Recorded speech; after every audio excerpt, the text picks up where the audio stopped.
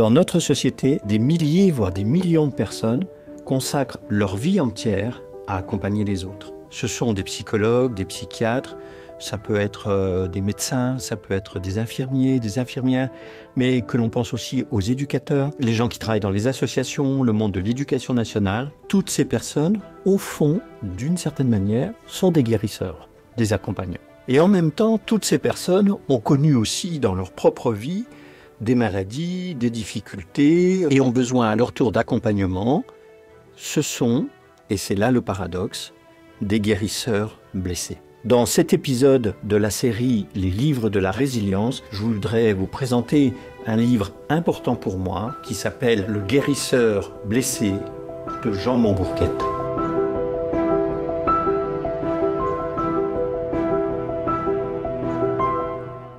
Bonjour et bienvenue dans cette nouvelle vidéo.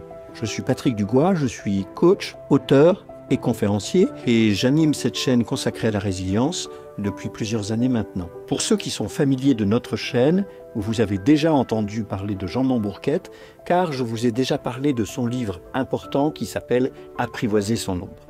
Le livre dont je vous parle aujourd'hui, Le guérisseur blessé, s'inscrit complètement dans la pensée de Jean Montbourquette et dans son approche de l'accompagnement. Pour mémoire, Jean Montbourquette, qui est décédé en 2011, était un prêtre catholique qui était également psychologue. Globalement, lorsqu'il était dans la prêtrise, etc., il rencontrait toute une série de situations difficiles et à un moment, il a voulu être plus actif pour accompagner les personnes qui venaient le voir et c'est comme ça qu'il a demandé à sa hiérarchie de pouvoir reprendre des études et qu'il est devenu psychologue. Il a ensuite consacré sa vie à faire le pont, à faire le lien entre l'accompagnement spirituel et l'accompagnement psychologique. Le thème du guérisseur blessé qu'il va développer dans ce livre vient en réalité de sa rencontre avec Carl Gustav Jung. Pendant ses études de psychologie, il va être passionné par Jung et c'est d'ailleurs pour ça qu'il a consacré un livre entier à l'ombre et à la théorie de l'ombre qui vient de Jung. Le thème du guérisseur blessé vient également de Jung, qui lui-même en a fait un archétype qu'il a emprunté à la mythologie. Quel est l'archétype du guérisseur blessé? C'est cette idée qui est l'idée centrale du livre de Jean Montbourquette. Au fond, vous ne pouvez accompagner les autres qu'à partir du moment où vous avez su vous accompagner vous-même, ou pour leur dire autrement, vous allez pouvoir devenir un guérisseur dès lors que vous-même avez été en capacité de faire l'inventaire de vos blessures et de soigner vos propres blessures. Évidemment, ce processus suppose de travailler sur soi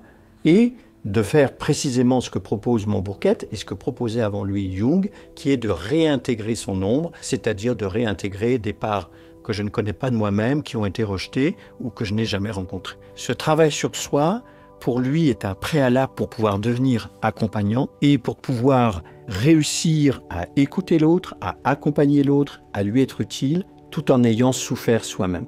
Il le dit lui-même, et je vous lis quelques lignes à propos de précisément comment je fais à partir de mon malheur pour être accompagnant. Il dit la chose suivante. « Comme il est étrange que des malheurs, des échecs, des conflits intérieurs et des blessures se transforment en croissance sur tous les plans. Le thème « mort et renaissance » joue en faveur des personnes qui, sans se laisser décourager, espèrent en un avenir prometteur. Ce que nous dit Jean Montbourquette dans cet extrait, c'est qu'au fond, c'est parce que je ne me suis pas découragé, parce que j'ai accepté ma souffrance et parce que j'ai su, entre guillemets, la transformer, l'alchimiser, en faire une ressource, qu'alors je vais pouvoir devenir un guérisseur blessé.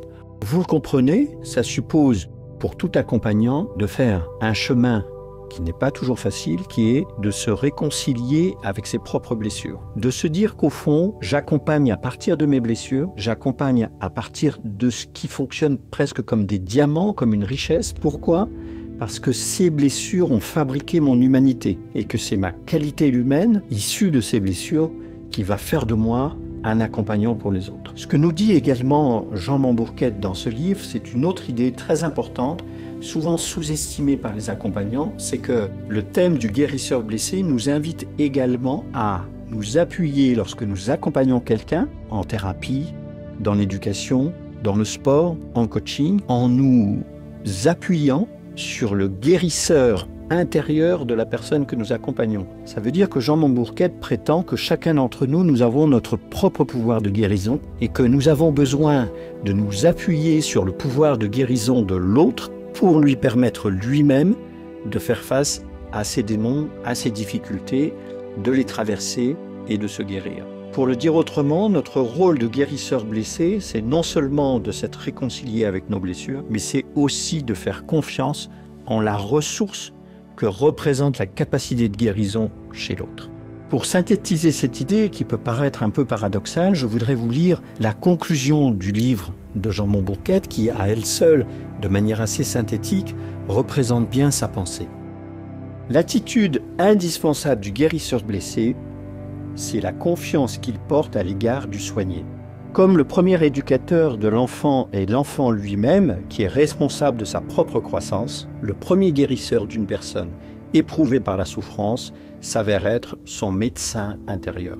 Dans le soin apporté à une personne, le soignant devrait toujours être convaincu que le soigné possède la clé de sa guérison.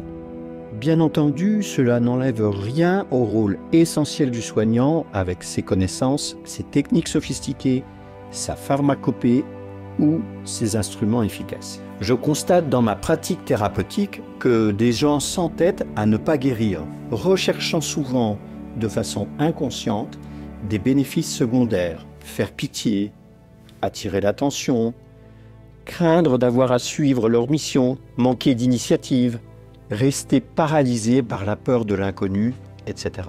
Voilà pourquoi Jésus demandait souvent aux blessés de la vie « Veux-tu guérir ?» Il leur demandait la permission de faire un miracle pour eux. La guérison, quel phénomène! Le guérisseur blessé et guéri respecte ce mystère chez la personne souffrante. Il essaie d'obtenir sa collaboration parce qu'il est impuissant devant les résistances que cette personne lui oppose. Les leçons de sagesse rappelées dans ce livre pourraient se résumer ainsi. Avant de soigner les autres, le soignant apprendra à se soigner lui-même. Il se fera humble devant le soigné pour rechercher sa collaboration. Il cherchera à éveiller de toutes les façons possibles le guérisseur intérieur du soigné. Du coup, il appréciera d'être seulement un intermédiaire précieux et il considérera le phénomène de la guérison comme un mystère et non comme un problème à résoudre. Enfin, il se reconnaîtra être le médiateur d'une intelligence supérieure. Vous avez là la pensée de Jean Mombourquette en substance, enramassée, déployée dans ce livre. Je vous invite à lire le livre et à mesurer à quel point, à partir du moment où vous intégrez cet archétype dans votre propre posture professionnelle, alors vous pouvez devenir un accompagnant pour les autres, être utile à de multiples personnes, s'appuyer sur leur médecin intérieur, sur leur pouvoir de guérison et leur permettre de faire leur chemin.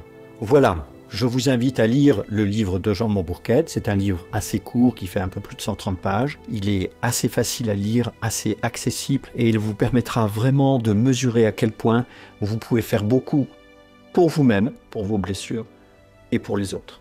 Et je vous dis à très bientôt sur la chaîne La Fabrique de Résilience.